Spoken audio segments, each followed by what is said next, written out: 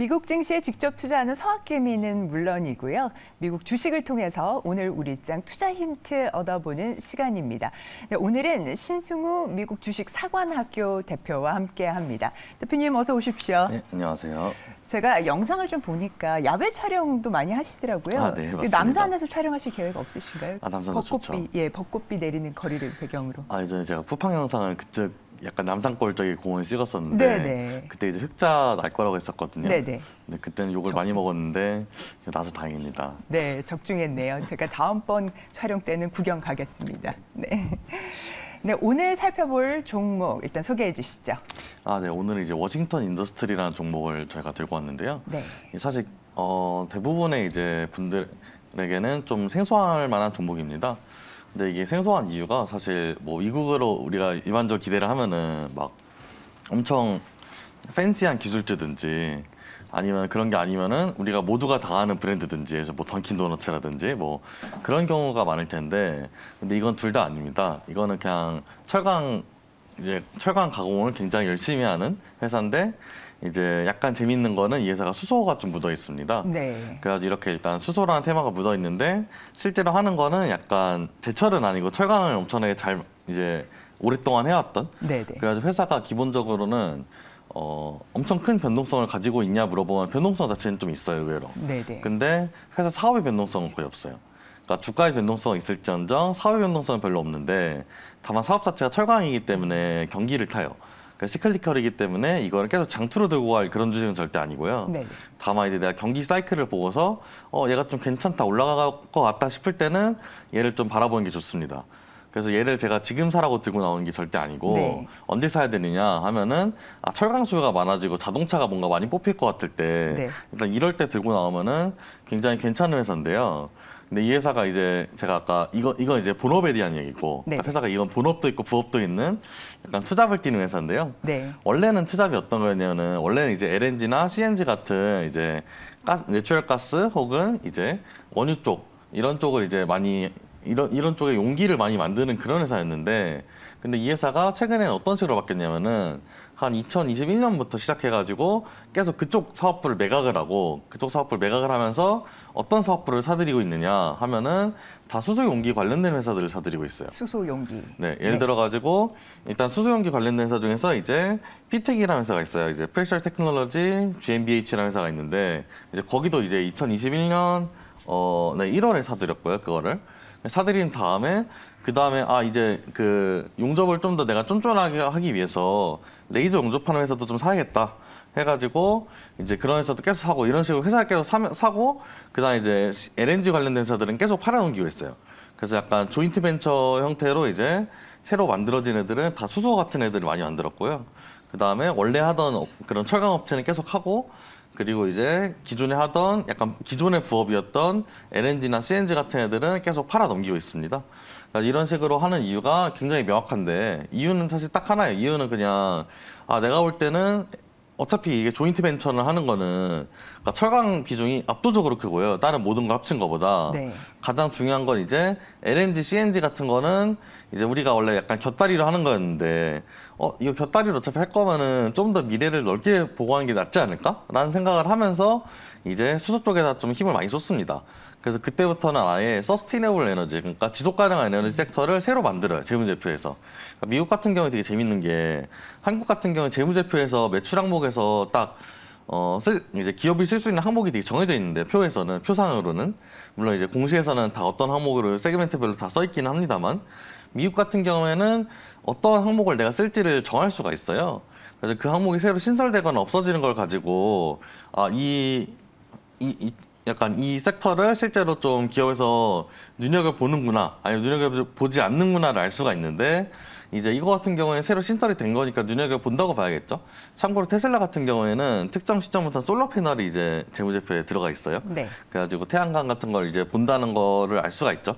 그래가지고 그런 식으로 봤을 때 얘네가 수소의 진심인 회사는 맞는데 근데 이제 이 회사에 이제 지금 예정된 좀 큰 이슈가 어떤 이슈가 있냐면은 24년도에 분사를 할 거예요.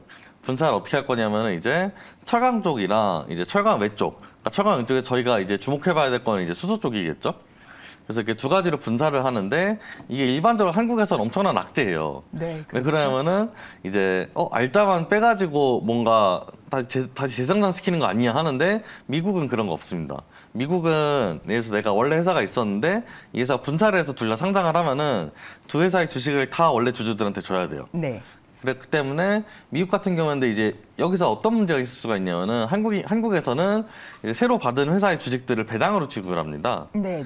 그렇기 때문에 이제 배당세가 발생을 할 수 있다는 점을 염두에 두셔야겠지만 일단 그럼에도 불구하고 두 회사를 다 가져갈 수 있다는 점이 첫 번째로 괜찮은 점이고 두 번째로는 이제 한 회사는 사실 배당도 나오고 되게 안정적인 회사고 네네. 다른 회사는 이제 엄청 고성장주인데 그냥 원래는 이 두 회사가 같이 있는 게 사실 적절하지 않거든요. 네. 같은 이제 조직 내에 있는 게 기본적으로 적절하지 않은데 이거를 쪼개가지고 이제 원래 하던 이제 철강 업체는 이제 원래 하던 좀 안정적으로 굴리고 여기 있는 이제 그 수소업체는 좀 더 스타트업스럽게 굴리고 네. 하기 위해서 이렇게 분사를 한다고 아예 발표를 했는데요. 네네. 이런 것 같은 경우에는 향후 사업에 있어서 굉장히 긍정적으로 보이는 부분들이 있기 때문에 저는 좀 긍정적으로 판단을 하고요.